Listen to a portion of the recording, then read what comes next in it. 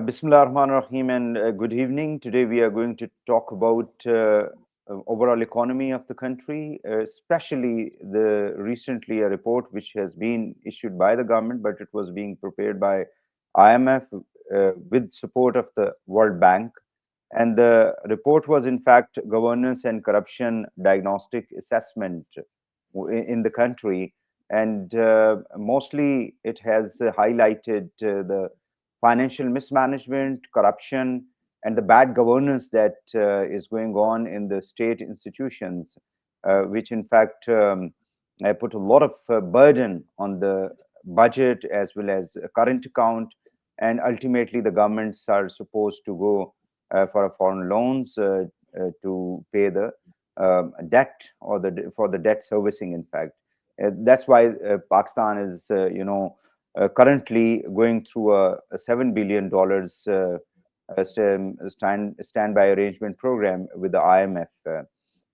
I have a very prominent guest with me here, former State Minister for Investment and Economic Expert, Mr. Haroon Sharif. Thank you very much, sir, for joining me. Please kindly tell me first about this title of Governance and Corruption Diagnostic Assessment, in which I have gone through the report, some of its parts.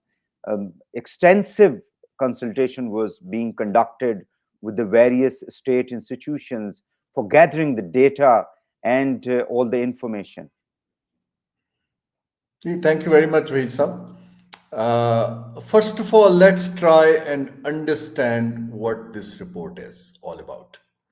So, whenever an international lender, they lend you money not for projects. In fact, the money goes in the budget of a state. So, there is an internal requirement to do a fiduciary risk assessment, that how risky that money is. Is it institutionally protected? Does that follow best practices in global procurement? Does that have the accountability mechanisms? Also, that overall state of economic management institutions, is that conducive in the case of development institutions?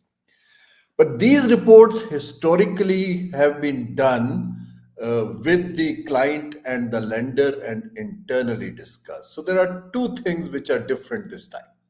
A, the IMF staff and the management insisted of making it public, which makes people like me very happy, and that's why we are debating. These things are now, it has come in public. I myself have been doing these risk assessments, but these were internal documents. Hmm. Second, IMF is not necessarily the ideal counterpart to undertake such an assessment. Traditionally, it's been done by the World Bank, it's been done by bilateral donors, it's been done by Transparency International. So, in fact, it is quite the first time that IMF has insisted that they want to do that in Pakistan. What does it tell us? Now, the second part. Their first line of report is that this is being done on the request of the government of Pakistan. So, the government of Pakistan gave full consent to go ahead with this report. If I was Pakistan's executive director in IMF, I would have questioned that at that stage when they put this request, that, how many other countries have you done? What expertise do you bring on table? But now that phase is over, and report is already done, and it has now caused, an expected splash. Now, the second part is that now the report has basically exposed the institutional, systemic weaknesses, the way economy is being managed, and the leakages and the opportunity cost about the potential of growth. That if you continue with this structure, your growth will suffer up to 3 to 4%. You could have been growing at 5 to 6%, whereas your average growth is below 3%. That is in nutshell the report is all about. My advice to government would be, own it, think and reflect that the way you have been doing things, it's not working. pick up small entry points and do some structural change the way modern world and progressive economies have taken them out of the crisis. You're right that it was being conducted on the request of the government of Pakistan, and I really appreciate that because in the preface or the introduction of this report, we have seen that almost all the major government institutions, including Finance Ministry, State Bank, FBR, sorry, and the NAB, even they have met. It was written that the Chief Justice of Pakistan, even. So everybody must have cooperated, in a better manner. Now the question arises that for a long time, during even General Musharraf, era, when Shaukat Aziz Saab became the finance minister at that time as well, uh, the IMF and the World Bank was conducting some kind of economic reforms and revenue reforms, taxation reforms. We have been hearing for decades why the government themselves, I mean, successive governments, failed to implement the reform programs, especially when it comes to the finance and the economy. Gee, to me, the couple of very strong reasons. Number one, Pakistan's ruling elite, be it democratic, non-democratic, bureaucratic, they have basically adopted a model of a bailout by actually cashing on our geopolitical rents. So our geopolitical position has been used for foreign flows. And that's the model we have adopted rather than building a strong economic value proposition, which is self sustaining and competitive. So, as a result, because those flows 90% go through the state, so some people and some institutions have gone rich, it has not really passed through to the economy as a whole. That's number one, that the mindset is that we are too big to fail, we are very critical geopolitically, we are the frontline state. So the West has a responsibility to bail us out. Okay. Second part is that over the years, the capture of uncompetitive businesses on policy through crony alliances have strengthened and have deepened, and they don't let the state open up, to actually help the people who could be winners for us. So the uncompetitive, be it sugar industry, be it traditionally auto industry, be it housing, be it real estate, they have captured the policy making. And political parties have not developed internal strengths to deal with that thing. In fact, they have become happily hostage to a patronage based linkage. So it's again unsustainable. You And cannot and and continue. these, sorry to cut you. These points have been highlighted in this report as well. That's correct. So we have been saying that for years, but internally people thought that professional advice is not to be taken because they could always click a deal because of your geopolitical standing. You know Mm. that model, when I was in the cabinet and I was chairman board of investment, and when I used to negotiate, that mindset was very much there. And instead of West, if you recall, we went to so-called friendly countries for bailouts again. Now, with the very rapidly changing world, we need to be mindful of few changes. Number one, free money has disappeared. I mean, the aid flows. Number two, there is a huge pressure on multilaterals now, to lend to the countries where West wants them to go. Ukraine is there. Tomorrow, Middle East could be one of the options after Palestinian, some kind of settlement. So the priorities have changed. And the West itself needs money because they are, particularly in Europe, they are struggling to get out of economic depression. Now, in that situation, our old school thinking, taking IMF waivers, getting a tranche disbursed on political grounds, that doesn't hold anymore. you know, but we are struggling with that. Now the taking money we have to put now, I work very closely with Saudi Arabia. Now they have made it very clear, so is China, that put something where we have, you can offer us returns better than other countries. Will Mhm. help you out. Don't come for a bailout anymore. We are, investment is not a favor. This is basically Pakistan needs to learn. Now, can we learn? I think in the current composition of the economic governance, I don't think we have the capability to learn. A, most of the people in bureaucracy are conflicted. B, at this point in time, they have not invested in the skill set to understand how rising Asia has changed from this situation. They were also there. Vietnam was a security state. They basically reversed it. Indonesia was dominated by the military, regimes. They have reversed it. Now we need to learn and come and compete with them because our outcomes are not pretty, Waheed Saab.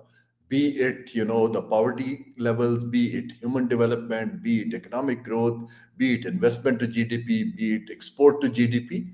So we should get out of denial and actually now start taking things which Manmohan Singh started in 90s in India and put a foundation rather than selling slogans of game changer and transformation and whatnot. We need to basically take baby steps to rebuild Pakistan. Uh, Harun sir, please kindly tell me, because there are a lot of points that we may not be able, because of the shortage of time, to discuss everything. But they have also pointed out SIFC's. They have in fact questioned that transparency in the affairs of the decision making of SIFC should be there. And they have also said that 1 year annual report should also be published on it in a detailed manner, what it has been doing, how the contracts were being awarded. And they also said that since BOI is still there, which is not been, a certain amendments were being made in the rules of the BOI, but it is still functioning. So how you see that as well? See, first of all, let's understand whenever a state organization is created, which is taking funding from taxpayers' money and the government kitty, they have to follow certain best practices, to be accountable to people. When SIFC was created, so the Board of Investment Law was amended. And basically, certain things that you can award certain bilateral G2G contracts without going into competition, and few other things were inserted in that. Okay. Previously, an asset could be transferred only through the law of privatization, but then authority was given that you could actually give contracts without going through PEPRA and other, rules. I think that was a mistake. And SIFC did not actually, with all good intentions, I don't doubt the intention. Intention was to, fast track the processes in Yes. bureaucracy. I support that. Having said that, they could not bring the critical expertise which could guide them that how to do that. Okay. They did not realize that the country was in an IMF program, and the understanding of a multilateral lender of the last resort was critical before taking certain decisions. I give an example. They spent a lot of time with the government on setting up a sovereign wealth fund, if you recall, because somebody advised them that's the way to get Arab money. IMF shot it down because that did not fit into the global best practices for Pakistan. Similarly, priority sectors, similarly, contract awards. I think with all good intentions, that expertise is lacking. And that is what the international institution has highlighted, that you need to provide a level playing field. You need to follow the best practices of public financial management and procurement. If you don't do it, then our money going into budget we find it inappropriate. Then they've also said that there should be a transparency and accountability that you were referring right now in policy making, in policy of formation, implementation, and monitoring. So these are common things that on the daily basis people do write about them in the newspapers. They talk in the even talk shows, why we don't follow all these. I mean, even this report that today we are discussing, maybe after a couple of days it would die out. It would be a past story. The new uh, news will come and we'll be discussing a new issue, in fact. So why we don't do it, it's which is in the favor of the country, from where we can get out of all these loans and aids from the foreign institutions and countries. Ji, Waheed Sahab, you and I have discussed this, God knows, for past 20 years. And you are absolutely right that, we have been talking about. In fact, after the first year of completion of SIFC, I had tweeted that IFC should present a report to the parliament and make it public so that people can take ownership of this institution. Unless people take ownership, people's constituency is critical for any institution to deliver. And lots of people actually reacted to my tweet at that time. Now, to answer your question, I think three things. Number one, there is a lack of consistency in our governance structure. There have been breakdowns. Number two, there is a lack of understanding of the modern governance practices, and we have not invested into that. That how accountability and public disclosure can help strengthen institutional structure, and most importantly, give confidence to the investors that despite the political fragility, they are in safe hands. That's what an institution, they inspire confidence. If you have read the book Why Nations Fail, they basically argue that the institutions which marginalize few people and help few people, particularly the elite, those nations have not progressed. So it has to be an equitable, efficient delivery of policy that should be there. Linkages of policy with the public financial management are critical. If you have a policy that need to be financed, budget is merely an instrument to finance policy rather than budget becomes itself a policy. You see? So all I'm trying to say at this point in time is that the weaknesses which have been identified, institutional weaknesses, they are very serious in nature. People know about it. We have talked about it. But unfortunately, government remains in a short-term bailout, modality just to buy a few more months. A tranche comes, we celebrate. We don't change the structure of economy, which is insufficient, A, to sustain you at balance of payment level, B, to actually meet the requirements of 250 million population. That's why you are a net importer, because you can't produce enough and you can't produce of quality which can yield better export returns. Now, that structural change would need serious sacrifices in the model of governance where the perks and privileges and vested interest are booming. Somebody has to be the bad guy and stand out and say, guys, now Who is that? business needs to be done differently. Now, to be very honest, I have seen countries where elite have sat together and taken this decision that let's do business now differently. I do not see Pakistani elite at the moment taking that route. I will again, it's a sad statement, but based on my 35 years of experience, I do not see that. However, there could be pressures coming from neighboring countries who have been bailing us out. There is a major pressure, I think, which IMF report also talks about, will come through the younger people coming into the labor market every year. And eventually, somebody will have to connect with these people and respond to their demands. But if you look at the current, composition of power, I see little competence, little will and no tools to actually deliver, and they don't give space to the minds and professionals who can do it for them. In this composition, if you even bring a Nobel laureate, he or she will fail miserably. They have also talked about taxation system. Tax is low because um, complexity of tax system, frequent change in rules, low public trust in government. So this is the basic issue that naturally we set a target for revenues every year in every budget, but we are short of that. So how that could be addressed, this issue? Jimmy, so first of all, a taxation authority should not be looked as an institution that harasses people.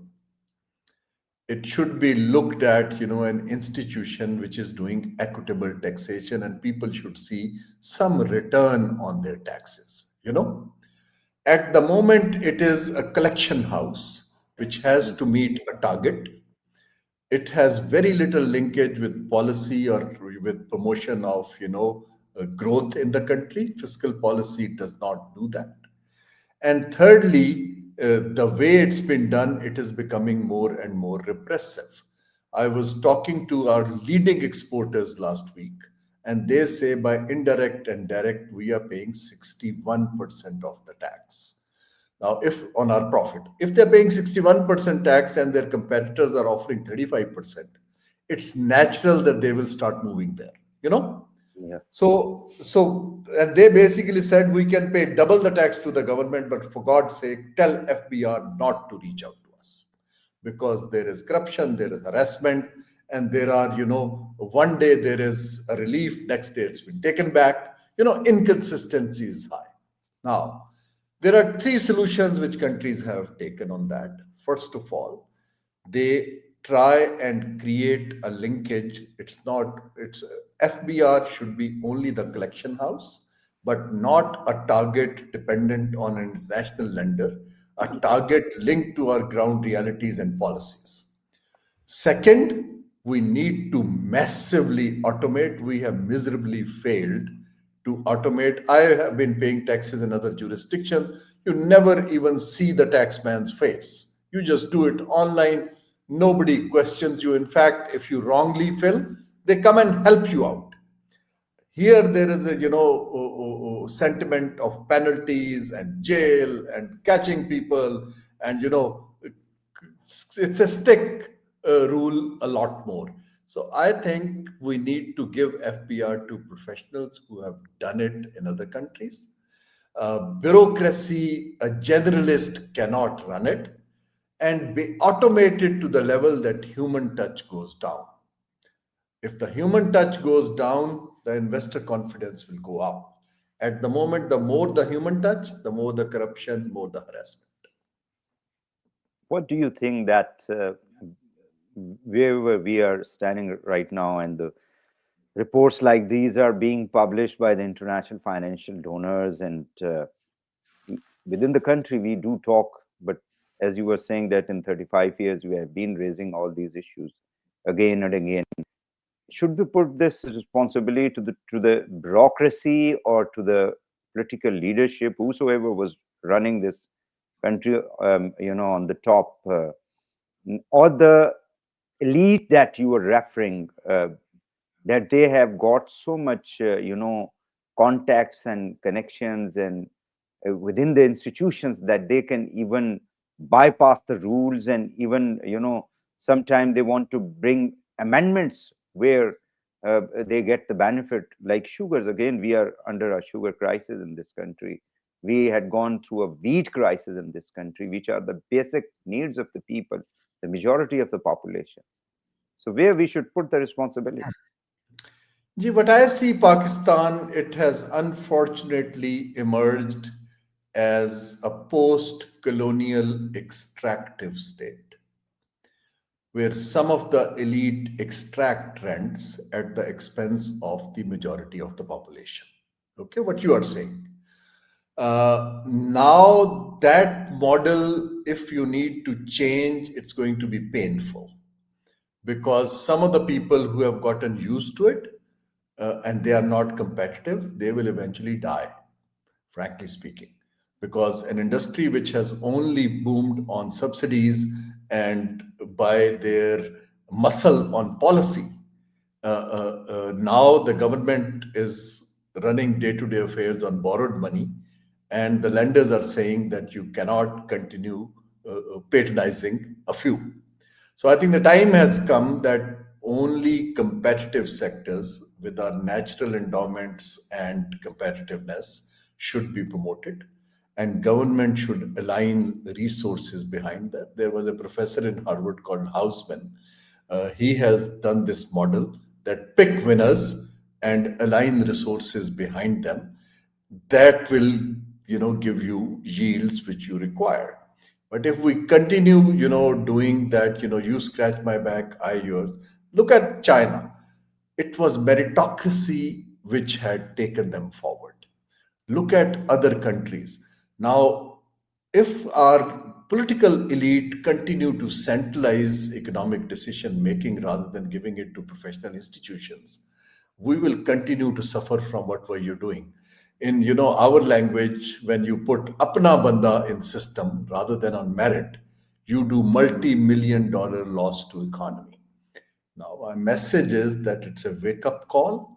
Uh, Getting out of denial is the solution rather than becoming defensive and sticking to our old ways of governance. Quick, one question about the goodwill that we have internationally. We have seen that our prime minister, as well as the field marshal, they have been to the Middle East, to the Central Asian republics, to the West, to America, everywhere. The goodwill that we have at the moment is really very good and positive, but it is not bringing FDI to the country. What is the problem? Traditionally, we have gotten such windows before as well. Currently, there is a moment where Pakistan is seen as a country which can be, a partner in economic partnerships.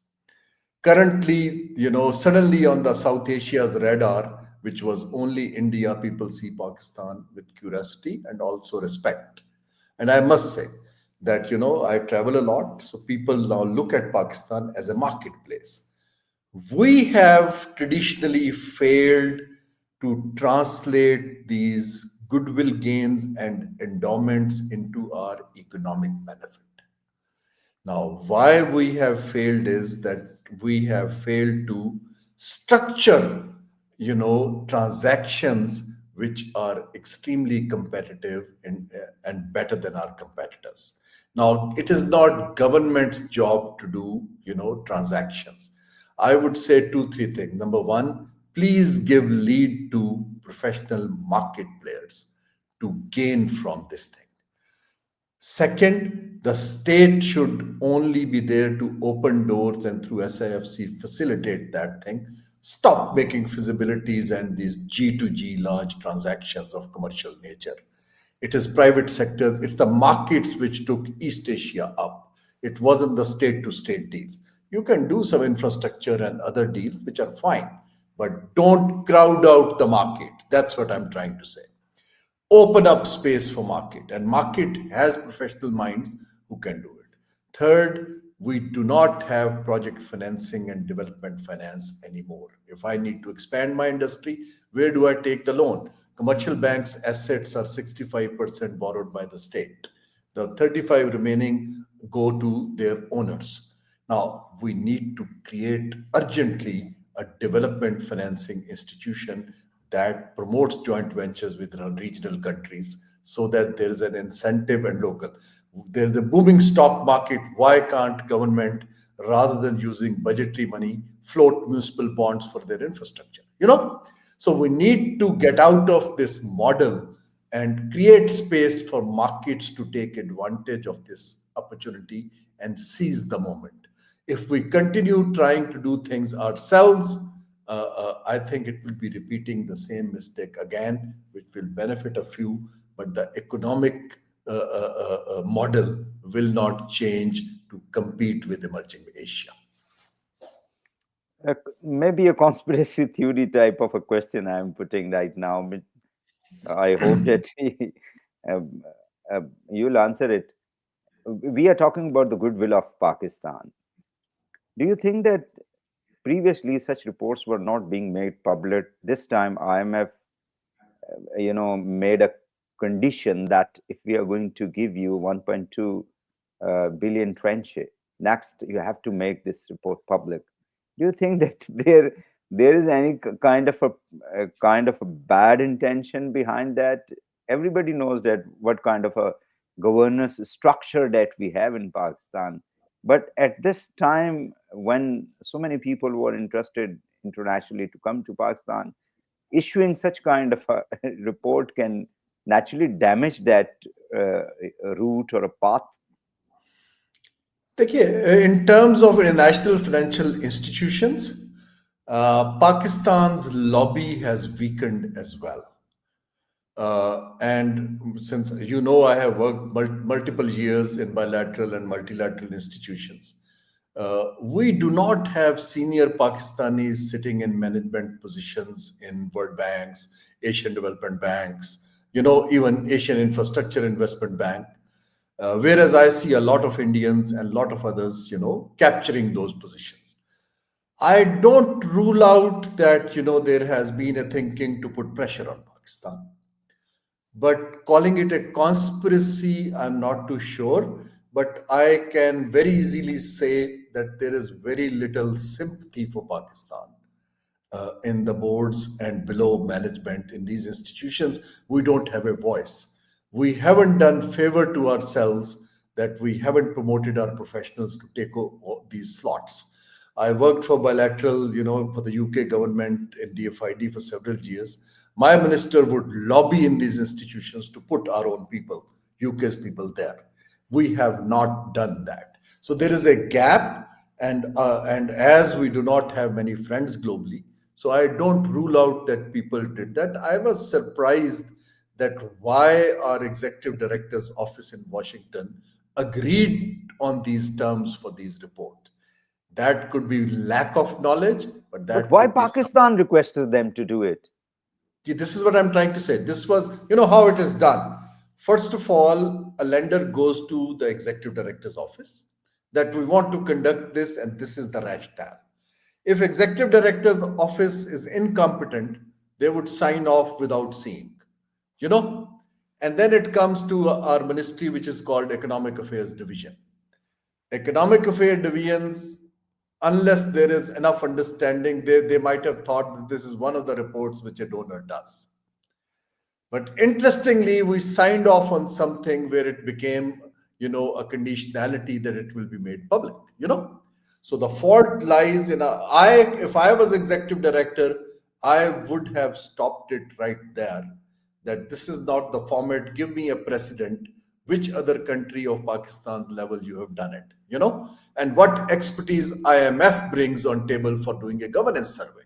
You see, but that debate apparently has not happened, and we signed off. That is where I'm again and again saying that institutions can only restrict these things, resist, if people are placed on merit and people of stature who understand in and out of IMF and can deal with them.